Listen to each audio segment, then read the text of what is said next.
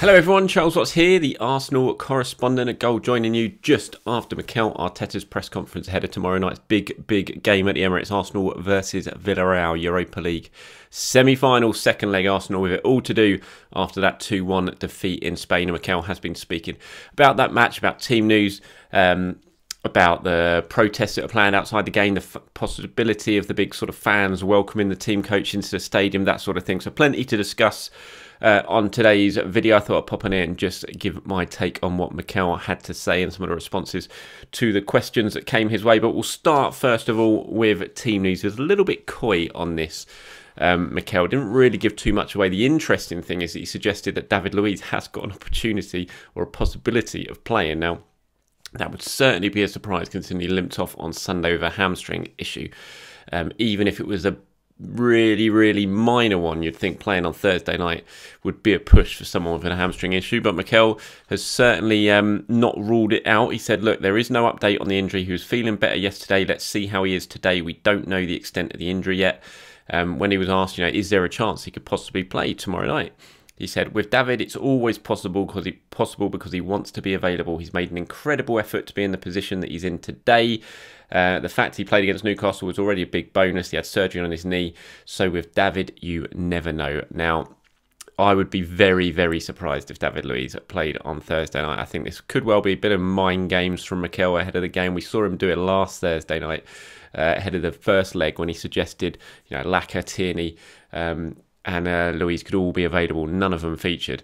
And I feel like this one might be a little bit of mind games, perhaps, to put some doubt into Unai Emery's mind about exactly who will line up in the Arsenal starting 11. I'd just be surprised, like I said, given it was a hamstring injury, given it was just a few days ago, even if it was a tiny little strain, you would think it's a real push for him to be involved on Thursday night. It looks like, though, the good news is Kieran, Tierney and Lacazette have got a good chance of being available. They both trained with the group yesterday. That would be the first time they've done that. Mikel's saying after the game against Newcastle they hadn't trained with the group yet, but the pictures from London Colney yesterday showed they did. Whether they were in full training for the whole session, we don't know. But they certainly weren't just doing individual work yesterday. They were involved with the group. And so they got an opportunity to play. And Mikel said, look, we will see today. We are training this afternoon, so we'll see how everybody is. Let's see how everybody is in training. So, I mean, that's a huge boost, I think, especially when it comes to Kieran Tierney. I think, for me, given the magnitude of this game, given how important it is, it's make or break, basically. Well, it is. It's not even basically. It is make or break for Arsenal's season, this match. So I think even if you got Kieran Tierney at 75, 80%, you play him tomorrow night, because that will give you the opportunity to move Granit Xhaka back into central midfield, which will obviously be important, given there's no Dani Ceballos tomorrow because he's suspended. And so, yeah, for me, Kieran Tierney, if he's even 75, 80% fit, I think you take the risk on him in this one, because we know how important he is. We know what it'll give to that left-hand side of the attack, and it will allow Granit Xhaka to move back into central midfield and play alongside Thomas Partey. So I think Arsenal, that is a risk worth taking for me. Lacazette as well. I mean, I don't think Lacazette's going to start whatever happens. Obviously, Pierre scored and came back against Newcastle, got 78 minutes in. I think Pierre's certainly going to start up front tomorrow night.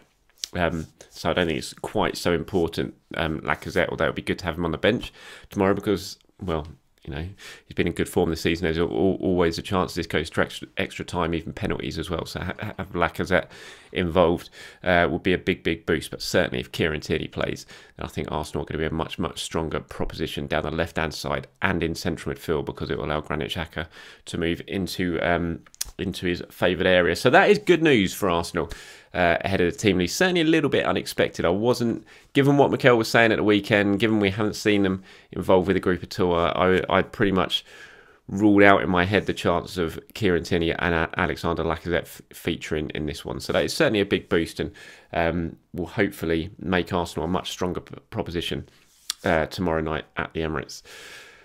Okay, let's move on.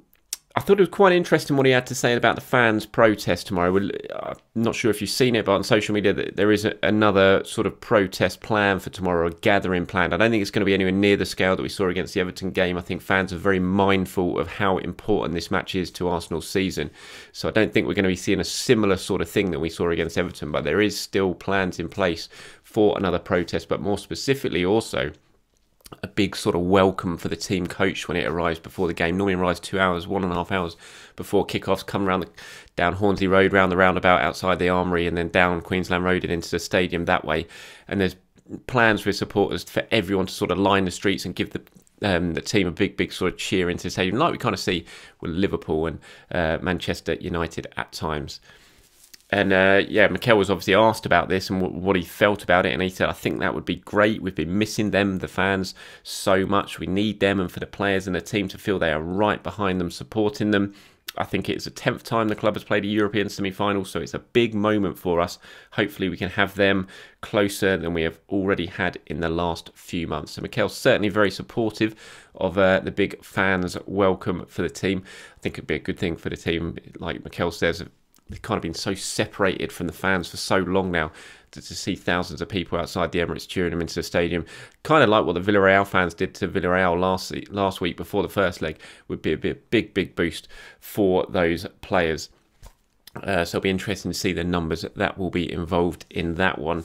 Now, I do think there will also be some sort of cronky out protests. Again, as I mentioned, not on the scale of what we saw against Everton, but I think the fact that fans will be gathering to cheer in the players, everything like that, given what's going on with the Daniel Ek takeover stuff, that we're certainly going to see this sort of materialise into a cronky out protest as well. And Mikel was asked about that. Did he think it might be a little bit disruptive before such a very important game? And he said, look, I think the fans have to be able to express themselves. If it's done in a specific way, they have the right to do it. We will try to prepare for the game in the best possible way. I wouldn't like to use any excuses if something happens with that. I know that the only purpose of the fans is to defend the club, and they want the best for the team, and we will try to do the same. Now, I think that the key thing there is when he talks about done in a specific way. I don't think anyone wants to see what happened at Manchester United before the Liverpool game last week happened, especially before this game.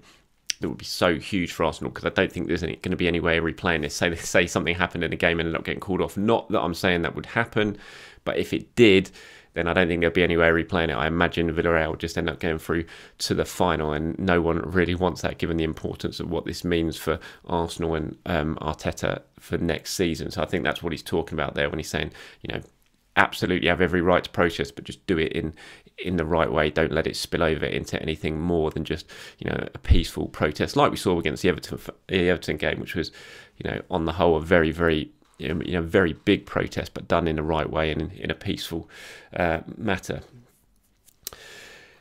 Kind of following on from that, just on the takeover stuff, Mikel asked a few questions. He wasn't really in the most talkative mood, I thought, today. He just wanted to get this press conference sort of done and dust with, I think, so he could get over to the training ground and work with the players ahead of this match. But he was asked about the Daniel Ek stuff, and again, whether all the talk and the high-profile nature and public nature of this takeover attempt was kind of helping, really, at such a crucial stage of the season for Arsenal. And he said, look, we have to try and be away from all the rumours and everything that is happening around the club and just focused on the pitch.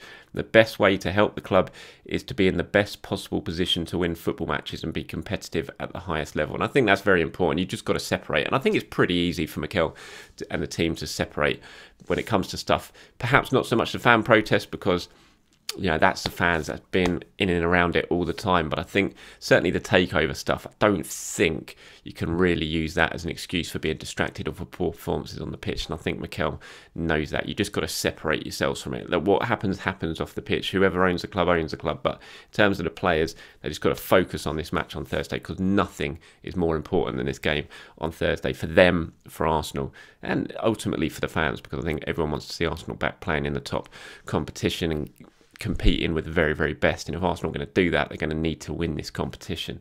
They're going to need to overturn this deficit that they have following the performance in Spain last week.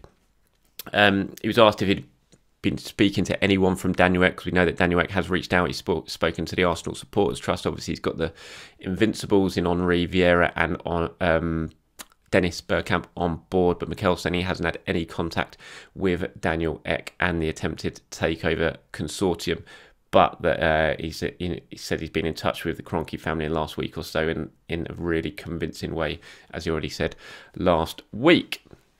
Okay, so away from that, let's quickly focus on a couple of the players then, shall we? I thought Pierre-Emerick Aubameyang, really, really big for him to get that goal against Newcastle last week. You go back, it's nearly 2 years to the day now since Arsenal's last European semi-final in the Europa League, that magical night in Valencia when Aubameyang, arguably his greatest night. He's had a few of them, the Man City semi-final, the Chelsea final last season, but I think that semi-final, going into the Mestalla, packed out, I was there, 55,000 absolutely fanatical Valencia fans. Valencia got themselves an early goal to make it 3-2 on aggregate, and then bang, Aubameyang steps up, hat-trick, sends Arsenal through. Just an absolutely brutal performance from him. 3 goals, played a big part in Lacazette's goal as well that night. And you think that was 2 years ago, and how Arsenal would love him to repeat that type of performance tomorrow night against Villarreal, and getting that goal against Newcastle will be really big for him in terms of his mental state, in terms of his confidence. Mikel's talking about it, said he played really well on Sunday and he felt much better than he had done in the days before. Obviously, scoring a goal is really important for him as well, so he's in a good place. I mean, that's great news for Arsenal. Fitness-wise, coming through those 78 minutes was so important at the weekend, as well as getting the goal itself, but just to get those minutes into his legs after so long out, and the difficulties of what he's had to deal with the malaria as well, and the effect that has on your body. So those 78 minutes should be really, really good for him.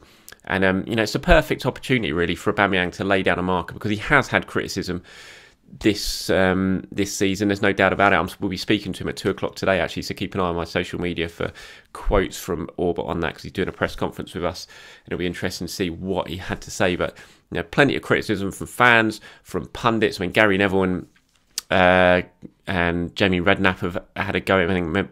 Jamie Redknapp said he'd lost his superpower or something like that. Jamie Carragher's had his say as well. And Mikel was asked about that. Do you think, given what he's gone through this season with his mother's illness, the malaria, which no one really knew about, and everyone was criticising his performances, even though he was struggling with malaria, has that criticism been harsh? And Mikel said, look, again, pundits are all the time free to talk. My job, my responsibility is to protect our players, to try to get the maximum out of them. We know certain things that the outside world doesn't know. They can comment, but sometimes without knowing all the details, which is a little bit unfair for the people. We make decisions that sometimes people are judging, but without really knowing the detail. The criticism is just part of the job. And it is part of the job, there's no doubt about it. Footballers have to take the criticism. It's what they're... it's kind of just what comes with the territory, especially when you're a very, very high-level footballer and you're playing for a team like Arsenal, and you're a player like Aubameyang who gets paid the huge money. When the adulation's going to come your way, like it did last season with all those goals and the way he fired Arsenal to the FA Cup, when the performances dip, then the criticism's going to come his way as well. So it's just a way of dealing with it. But I certainly think there's no doubt, some of the criticism that he got just before it was revealed he had malaria has obviously turned out to be harsh, because we saw what he was dealing with then, and that was why perhaps some of those performances just before he went out with it, because he was playing with the symptoms clearly, was a little bit harsh. But is the stage set for Pierre-Emerick Aubameyang tomorrow? Mikel says this game always gives you another opportunity. If you are there, then you are ready for the taking. He can turn things around really quickly, so hopefully we can see that tomorrow. And absolutely, hopefully we can see that tomorrow, because I think if Pierre-Emerick Aubameyang plays well, Arsenal plays well. And you do feel that if Arsenal are going to overturn this deficit and they're going to get themselves through to the final, then it's going to come down really and rely on the captain getting the goals that can do it. Because there is no better finisher at Arsenal. There's no better striker at Arsenal than Aubameyang. The goals over the last couple of years speak for itself. Yes, the season has not been great for him, but I still think you want a big chance to fall your way with 10, 15 minutes remaining to get yourselves through to the final. In this Arsenal squad, you want that chance to fall to Pierre-Emerick Aubameyang. So fingers crossed he has a big, big night and can replicate those heroics that he showed against Valencia 2 years ago. I can't believe that was 2 years ago. It's honestly one of my favourite games covering Arsenal. That was everything about it was just special. That's why it's such a shame tomorrow night it's going to be played without fans, because that semi-final, the atmosphere in Valencia, the noise, the match itself, the goals, it was just special. And the Mestalla is pretty much my favourite stadium outside of England as well. And, you know, the Emirates should be rocking tomorrow night. It's such a shame that the fans aren't going to be there and try and cheer Arsenal on. And I think that's why also that sort of welcome before the stadium could be so important and could give the players that boost that they need before that game tomorrow night.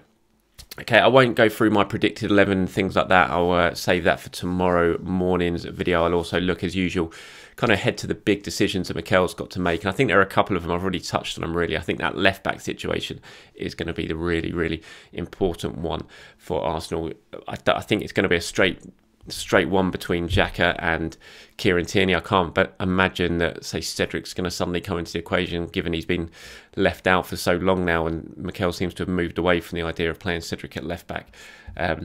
So I think it's all going to come down to Kieran. That is the big decision for Mikel. But like I said, I'll talk about that all in tomorrow's video. So thank you very much for watching, everyone. I do appreciate your time. As always, please do head over to my social media. And as I said, we'll be speaking to Pierre-Emerick Aubameyang at about 2 PM today. So follow that. You'll see all the quotes on my social media. Head over to goal.com as well for all the big Arsenal news heading up to what is going to be a massive game at the Emirates tomorrow night. Until then, everyone, wherever you're watching this around the world, have a very good day. I'll speak to you soon.